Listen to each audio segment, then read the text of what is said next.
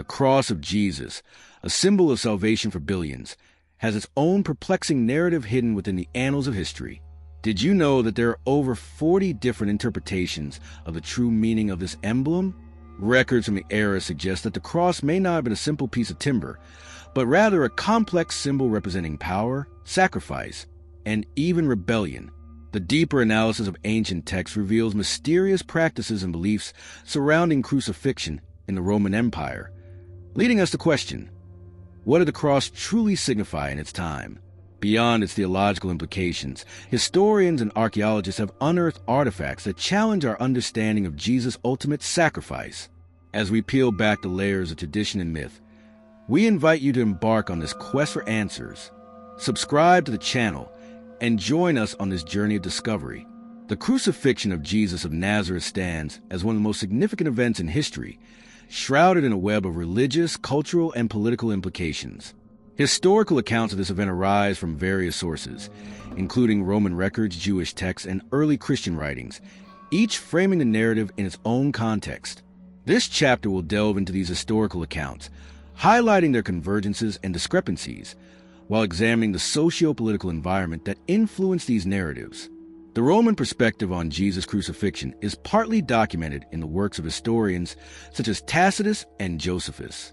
Tacitus, in his Annals, refers to Jesus by mentioning his execution under the governance of Pontius Pilate during the reign of Emperor Tiberius. His phrasing suggests a sense of embarrassment over the sect of Christians, whom he describes as followers of that Christus, indicating an acknowledgement of Jesus' impact, albeit viewed critically. Josephus, a Jewish historian, also provides an account in Antiquities of the Jews, revealing that Jesus was known for his wisdom and miraculous acts and was ultimately condemned to death, though he notes that Pilate found him innocent. However, these accounts are not without their complications. Both Tacitus and Josephus wrote decades after the events they describe, leading to questions about the accuracy of their accounts. Notably, Josephus' portrayal of Jesus has been considered by many scholars to contain later Christian interpolations, suggesting a mixture of genuine historical data and religious agenda. Furthermore, Roman records from the time do not elaborate on the crucifixion itself, which lays bare a gap in the historical record that has perplexed scholars. Turning to Jewish sources, the Talmud offers a different lens, describing Jesus' execution without the context provided in Roman accounts. It narrates that Jesus was hanged on the eve of Passover for sorcery and leading Israel astray. This account starkly contrasts with the Roman depiction that often exonerates Jesus. The discrepancies between these narratives raise important questions about bias. Both Roman and Jewish authors had distinct reasons for shaping their texts to reflect their cultural and political realities. The Talmud portrayal aligns more closely with Jewish concerns about heresy and orthodoxy during a tumultuous period, while Tacitus' comments reveal Roman disdain for a growing movement that could threaten imperial authority. Evidence of the early Christians' views of crucifixion is rich and multifaceted, found primarily in the New Testament Gospels. Each gospel offers a narrative steeped in theological significance, yet maintains essential similarities, such as the trial before Pilate, crucifixion at Golgotha, and the claim of Jesus as a Messiah. The Synoptic Gospels, Matthew, Mark, and Luke, share considerable content, while John's account, written later, emphasizes unique theological themes, depicting Jesus' divine nature and foreknowledge of his fate.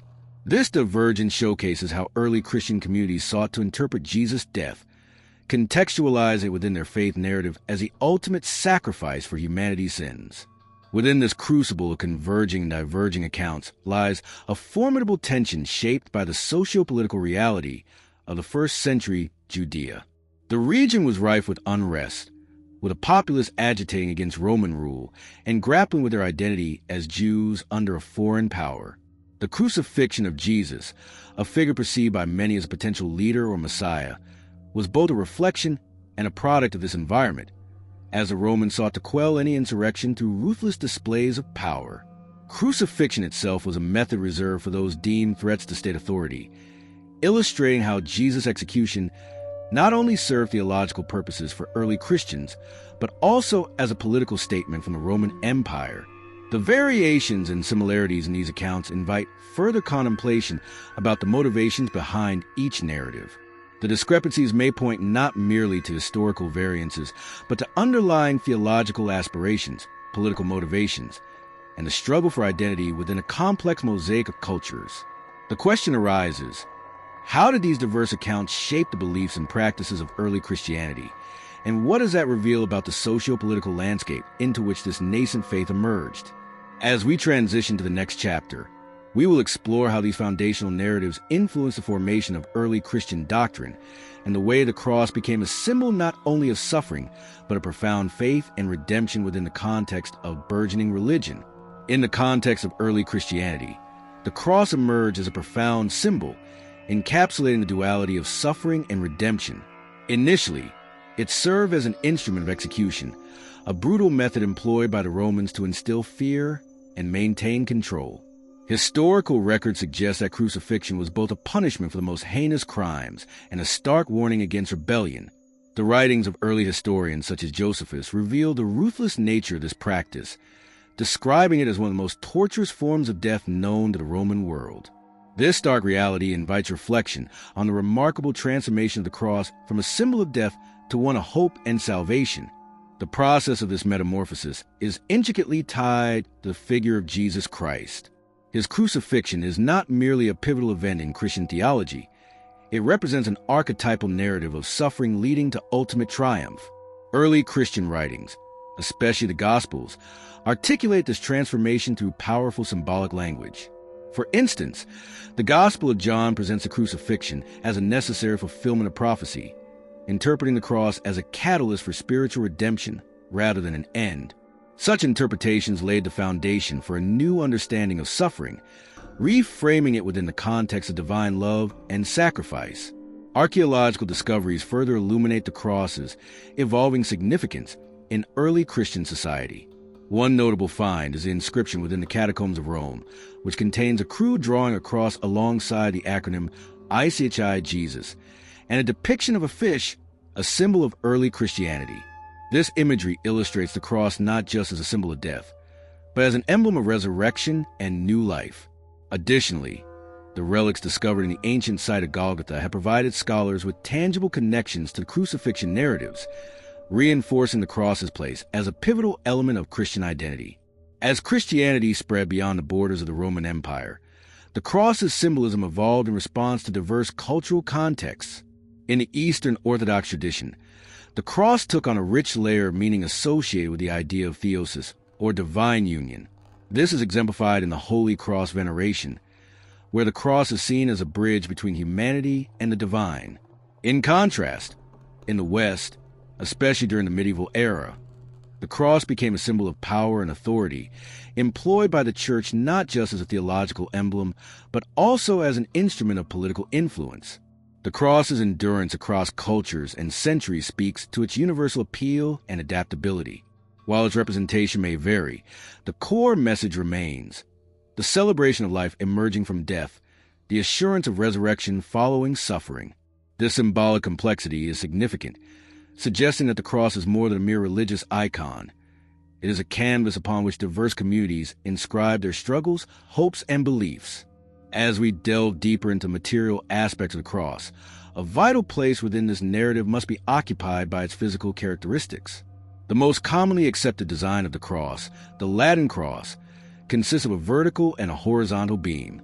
Analysis of ancient artifacts, such as the findings from the early Christian tombs and crucifixes, provides clues about how the cross was constructed and displayed. The symbol of the cross often varied in size and material, with some made of simple wood, and others crafted from precious metals, suggesting both the accessibility of its message and its potential for opulent representation. Furthermore, references in early Christian writings allude to crosses adorned with inscriptions or embedded gems, indicating that the cross was not only a somber reminder of death, but also a vessel of beauty, imbued with spiritual significance. As we transition into the next exploration of this series, we will uncover how these physical manifestations of the cross influenced artistic expression in Christian iconography, and how the perceptions of the cross continued to evolve as Christianity confronted new philosophical questions and challenges. This leads us to ponder the complex relationship between the physical and the spiritual, as the enduring symbol of the cross navigates through the annals of history. The cross upon which Jesus was crucified, an object of immense significance, invites a multifaceted exploration of its materiality and craftsmanship. Historical and archaeological investigation reveals much about the potential types of wood used, construction techniques, and the cross's broader cultural ramifications in Roman-era Palestine. In antiquity, the most frequently mentioned wood types include olive, cedar, and cypress, all indigenous to the eastern Mediterranean. Olive wood, in particular, was widely used for its durability and availability, making it a plausible choice for the construction of crosses. An analysis of ancient texts, such as those by early Christian writers, suggests that the cross could have been comprised of multiple pieces, typically with a vertical stake and a horizontal beam. This construction approach reflects the utilitarian nature of Roman execution methods, which favored simplicity and efficiency. Archaeological discoveries further illuminate these practices. Excavations in Jerusalem and vicinity have unearthed remnants of structures that could function as crosses. Notably, a wooden beam found in an early Christian burial site showed signs of were consistent with crucifixion methods of execution. Technological advancements, including paleobotanical analyses, allow for the examination of wood samples, helping researchers ascertain the types of timber used in ancient crucifixion practices. For instance, isotopic analyses can provide insights into the geographic origins of wood samples, leading to a better understanding of trade and resource availability during this period. The craftsmanship of crosses likely varied, reflecting local practices and the available technologies. Wood joinery techniques would have played a significant role in the structural integrity of the cross.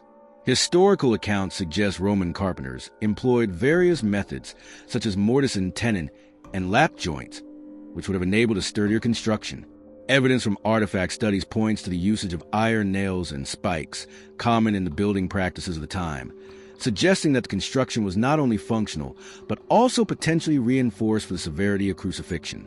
Apart from the physical characteristics of the cross, the historical narratives surrounding relics claimed to be the true cross reveal much about the evolving religious thought. The claim to possess parts of this sacred wood, particularly after the legendary discovery by St. Helena in the 4th century, profoundly influenced Christian faith and practice.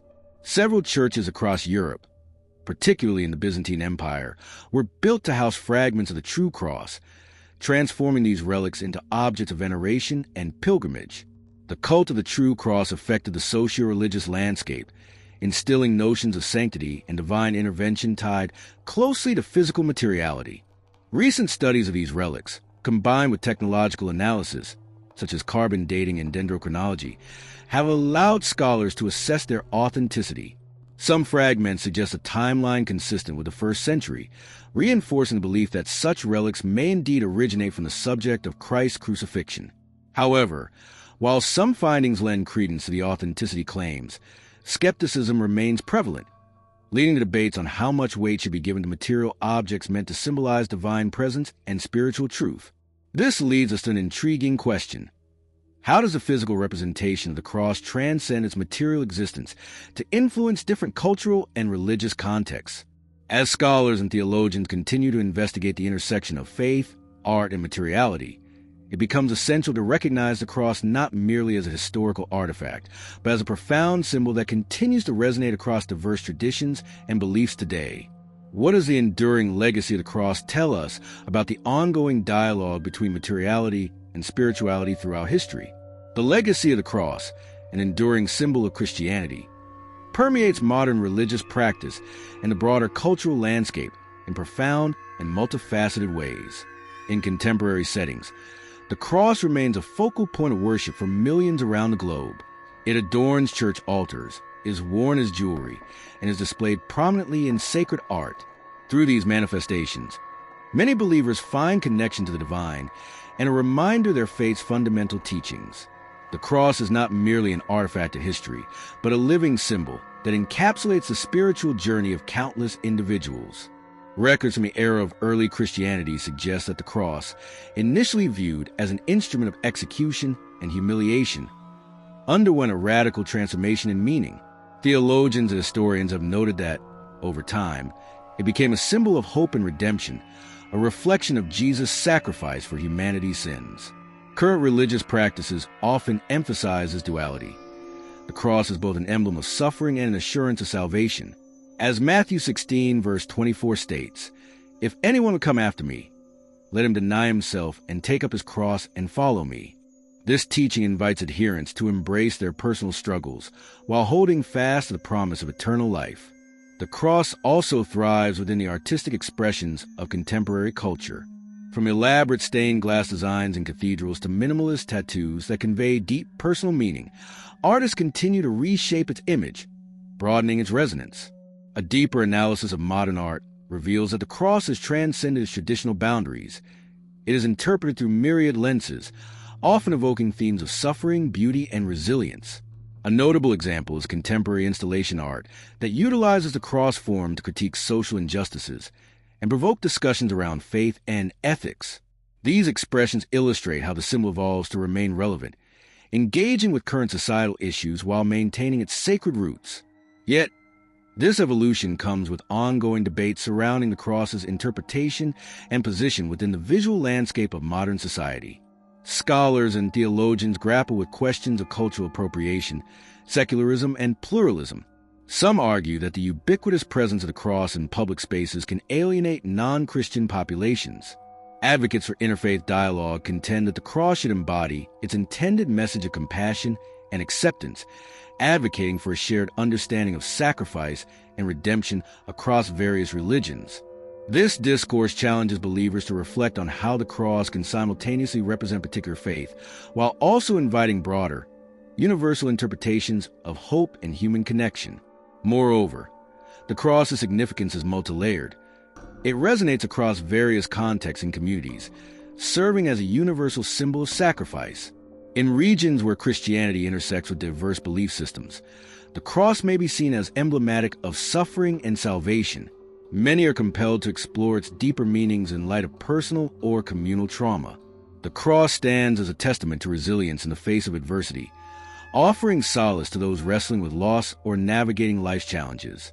As we contextualize the ancient enigma of the cross within our contemporary world, it is crucial to acknowledge that its essence is not diminished, though its interpretation continues to expand.